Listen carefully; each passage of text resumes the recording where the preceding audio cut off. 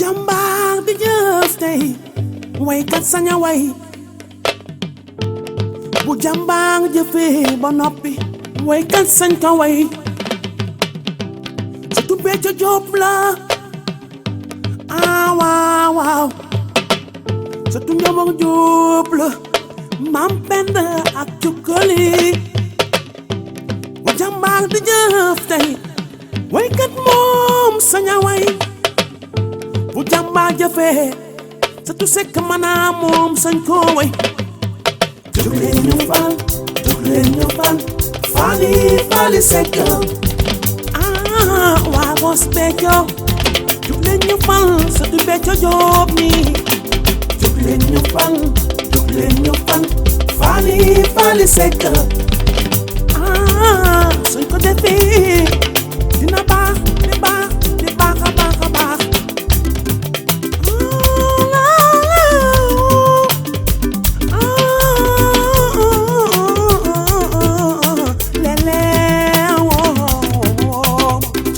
sante ba te kenn yëgul ku yëgam mbokkam ya mu jóg di jëf te kenn yëgul jàpp ci njàngum xale ya te kenn yëgul waa bu bi ne yaa ngay xele ci raay naa be ak ñoros waaw jóg leen ñu fal Fally Seck surtout Béthio Diop la fi la sosoo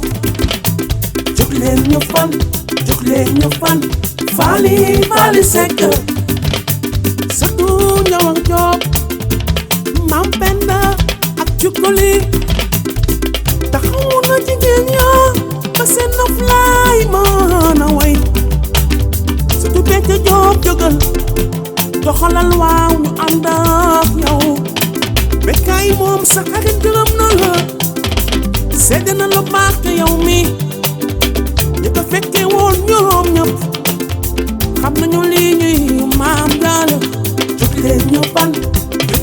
fal Fally Seck surtout Béthio Diop la ku nuy jàng ma am li jaasa taxaw nañu ne la jaaraama dina doon lu am solo ci doomu aadama sa loxo ca daara yi sëriñ si gërëm nañu la xew boo gis yaa ngi ciy jàpp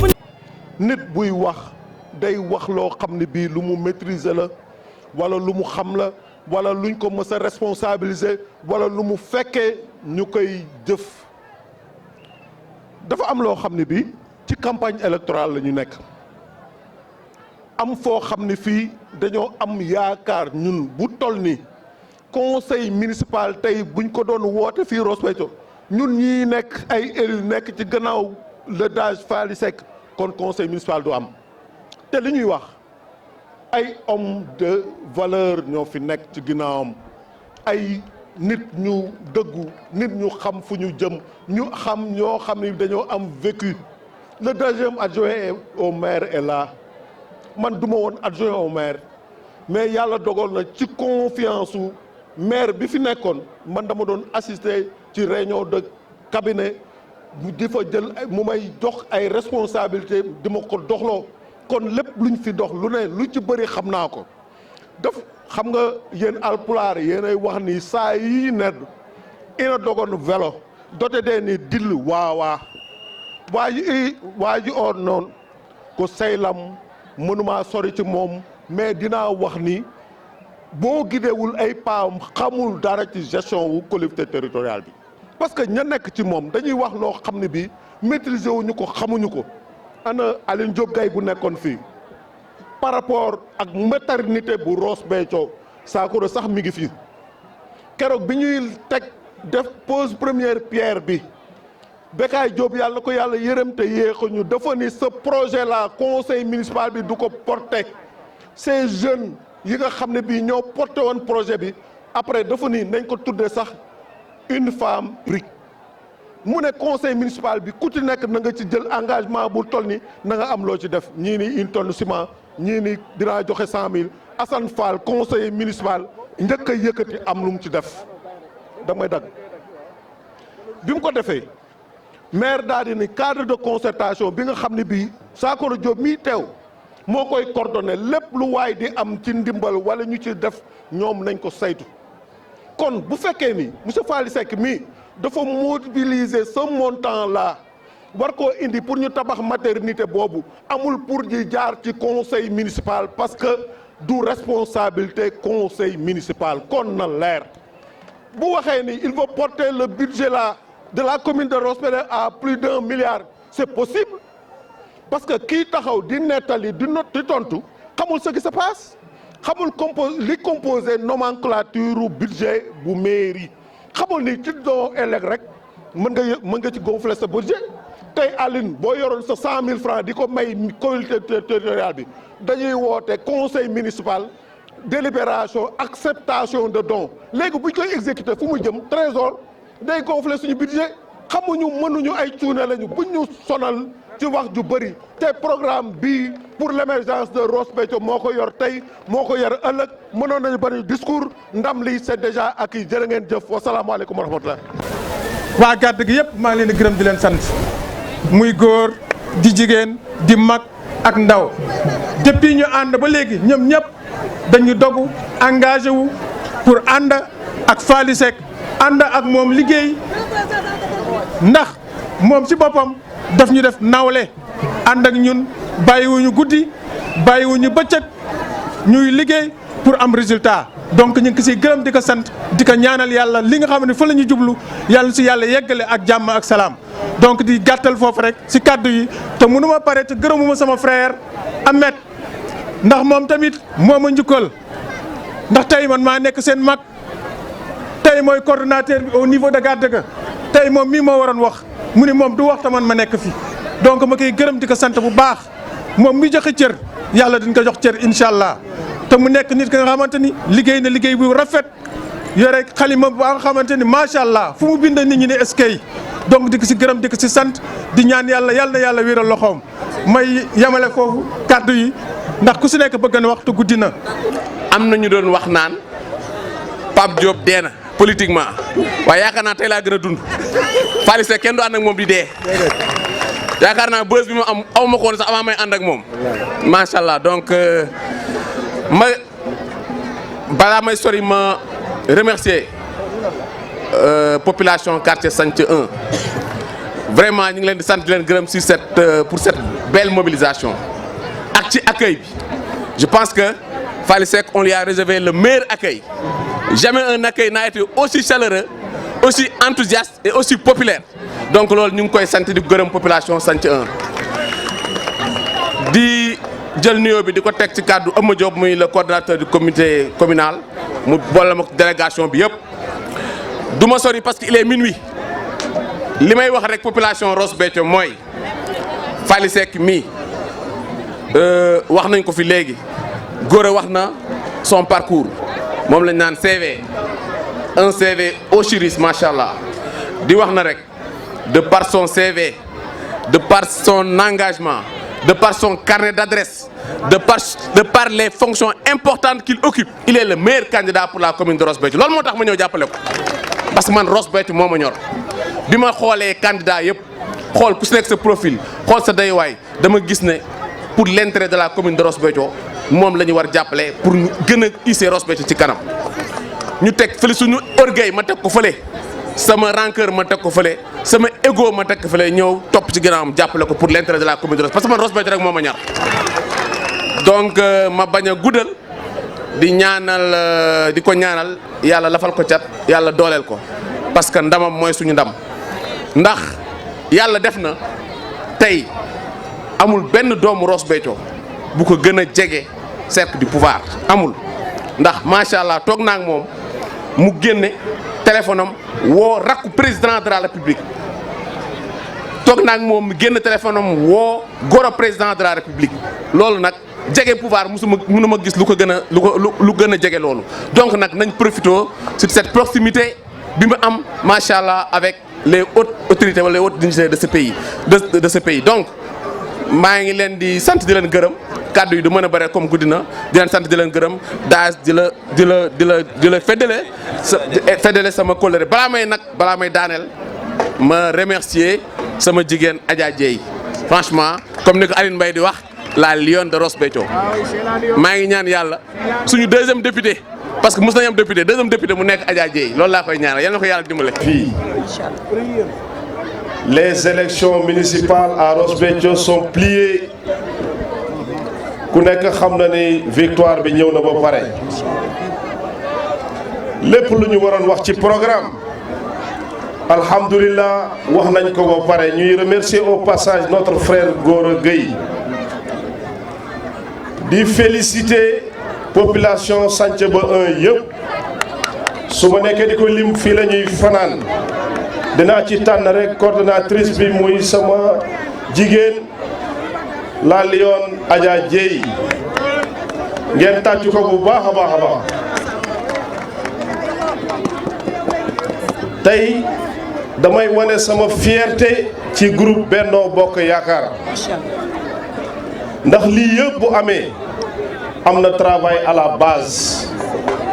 moo tax su ma déggee nit ñi naa ni gars yi ay oto la ñu yore man leen xanaa ku ñëw fii kon dana xam ne fii oto amu fi liggéey dañ fi liggéey bu mucc ayib ça montre que ni population Ross Béthio programme bi nga xam ne moom la ñu fas yéene teg fii ci dëkk bi population bi yëpp adhéré nañ ci. décortiquer ko léegi di wax ci wàllu santé muy hôpital niveau 3 bi ñu fi bëgg a def am na ñu nga xamante ni xëy na seen xam-xam bariwul wala boog seen pexe yaatuwul ñu yaakaar ni loolu mënta nekk waaye yaakaar naa ni ku wax loolu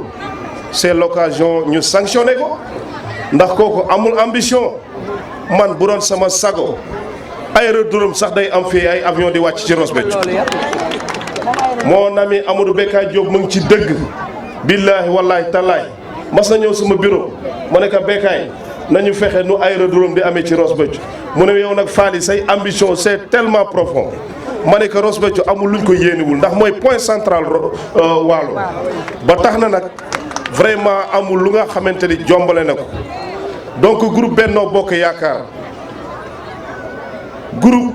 boo amee la chance ñu gunge la ñi la gunge nekk des hommes de qualité foo tëdd mën nga nelaw rusuma leen àndal fenn muy Ross Béthio muy sur le territoire national yëpp saa yiñ ma daree maa ngi leen di firndeel tey nii sama fit day gën a dëgër damay gën a am fit damay gën a am yaakaar ndax mbooloo bi nekk ci ginnaaw mais aussi seen yar seen discipline seen mën a dem leen te ci lu nga xam ne day jur jàmm ci biir nit ñi tax na ba saa yu may ànd ak ñoom damay siggi ca kaw donc waa Benno Bokk Yaakaar aw ma seen gërëm loolu di leen ñaanal yàlla ci liggéey bu rafet bi nga xamante ni def ngeen ko ci Ross Béthio kon population Ross Santhiaba tey bu ngeen gisee ñu def ces pas de danse satisfaction rek lay firndeel que ne on est très satisfait te satisfaction bi mu ngi jiitu depuis Santhiaba 2 démb ñu jaar fële ca Ross Béthio centre tëj gémmiñu gaay yi ñu doon wax naa ni chaise yi moom ñan ñoo fiy toog yaakaar naa ku fa teew démb yaakaar naa xam nga ay nit njaay ak seen ay nopp ñoo fa toog ay nit ñu am carte d'identité ay nit ñu am maturité ay nit ñu bëgg avancement ay nit ñu am jom ay nitu jàmm ak salaam ñoom ñoo fa teewoon démb tey ñu toogoon foofu démb ak ñu toog fi tey bokkul kon amul kenn ku nga xam ne dañ ko importé indi ko fi vraiment pour mu jëmmal bis bi kon loolu lu muy firndeel mooy que ne am nañ yaakaar ni le 23 janvier di ngeen fagaru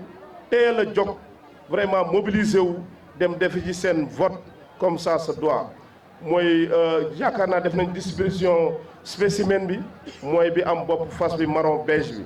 vraiment li ñu bëgg ñun mooy ngeen teel a dem vraiment damay insister ci teel bi maanaam très tôt le matin balaa ñenn ñi di ñëw fekk yéen voté ngeen ba dem seen yoon te képp kuy voté ji na voté ci jàmm ak salaam amul benn provocation amul xeelu amul ñaawal nañu xam ni dëkk bi suñu dëkk la ñëpp ay mbokk lañu ñëpp ay xarit lañu ba tax na nag bu kenn def benn acte de violence bu ñu kenn di sédd vraiment ci lu mu tuddati waay gaalu xaj dañ ci fekk macha allah ngeen bàyyi ci xel bu baax a baax ñun bu ñu démarré ba léegi ci loolu la ñuy dox suñu président de la république son excellence Macky Sall une fois de plus ma koy remercier di ko remercier dans la mesure où placé na confiance am à plusieurs reprises sur ma personne waaye ku nekk xam na lan la def ci wàllu jàmm ci Afrique